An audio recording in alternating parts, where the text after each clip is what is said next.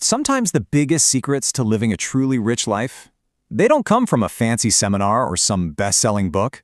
Nope, they come from the most unexpected places. From the stories of people who've hit absolute rock bottom, and from those who've climbed all the way to the top, only to realize it was completely empty. Let's get into it. I mean, think about it. It's a question that probably keeps a lot of us up at night, right? We work so hard, we try to do all the right things, but that deep feeling of, real satisfaction, it always seems like it's just out of reach. We feel like we should be doing more, being more, but something's holding us back. So what is it? Is it our job, our circumstances, or is it something deeper, something going on inside our own heads? And then, just when you think you've got it all figured out, you hear something like this.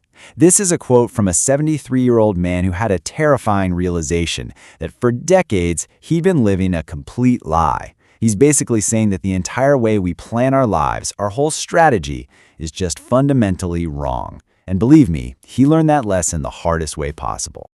So, the secret we're going to uncover today is hiding right where these two totally different lives cross paths. We're going to dig into the story of a beggar who was convinced he had absolutely nothing to offer the world, and the story of a wildly successful man who realized he had everything he was supposed to want, except the only things that actually mattered. Okay, so our journey starts, not with money or status or any of that outside stuff, but inside, right here in our own minds. Because this first story shows us that the strongest prison you'll ever be in is the one you build for yourself, with your own thoughts. So, picture this. There's a guy at a super busy train station. His entire existence revolves around one thing: surviving off the kindness, the pity of strangers. His whole reality, his entire life was built on one single, powerful belief: I have nothing to give. And that wasn't just a casual thought. It was his identity. It was everything. Then, one day, a businessman walks up and just completely shatters his world with this simple, almost brutal piece of logic. He doesn't give him a coin. He doesn't give him pity. He gives him a principle: exchange. And just like that, it's not about the money anymore. It's a direct challenge to who the beggar is.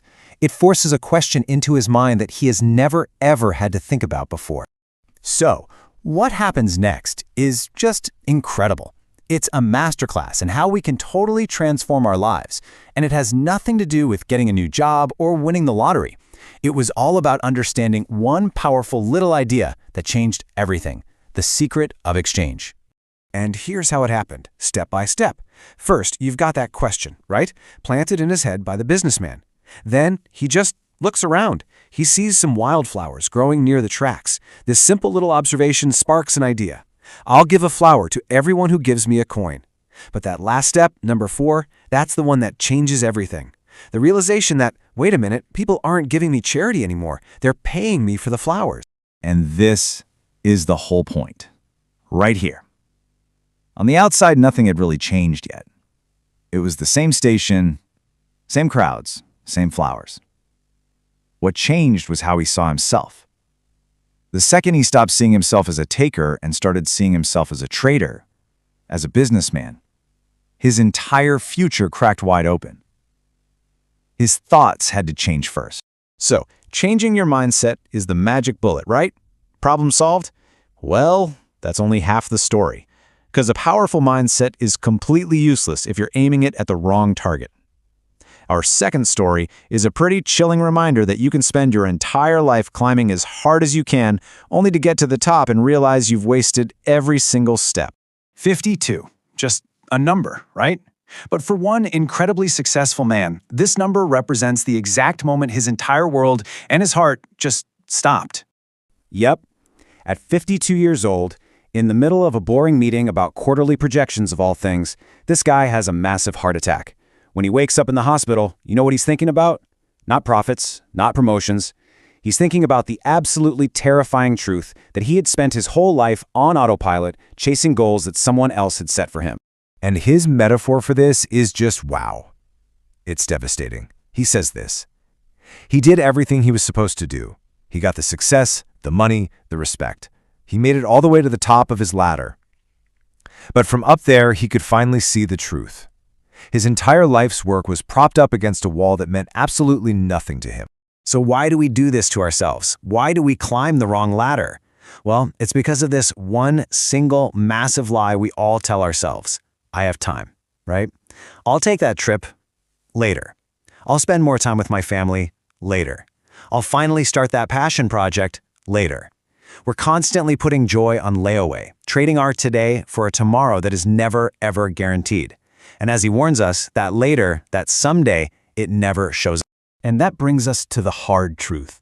The truth that makes our first story so urgent. See, the beggar learned how to build a life. This man learned almost too late that he was running out of time to actually live it. Just look at this list of his regrets. These aren't business failures, are they? They're human failures. These are the things that haunt him. The trips he didn't take, the relationships he let slide, the book he never wrote, the time he didn't spend. These are the real, painful costs of climbing the wrong ladder. So this lays out the choice pretty clearly, doesn't it? On the left, that's the wrong wall, all the stuff society tells us to chase. Promotions, status, things. On the right, that's what a rich life is actually made of. Time with people you love, meaningful experiences, creating memories, being present. The contrast is just stark. One side is about having, the other is about being. One is a resume, the other is a life. So here's the first truth we've learned. It all starts in your head. Your mindset literally creates your reality. The beggar story teaches us that your true potential gets unlocked the second you stop seeing yourself as a victim and start seeing yourself as someone who creates value. This right here, this is the engine for building a rich life. But an engine is useless if you don't have a destination and a deadline. And that's the second truth, the urgent one, from our 73-year-old.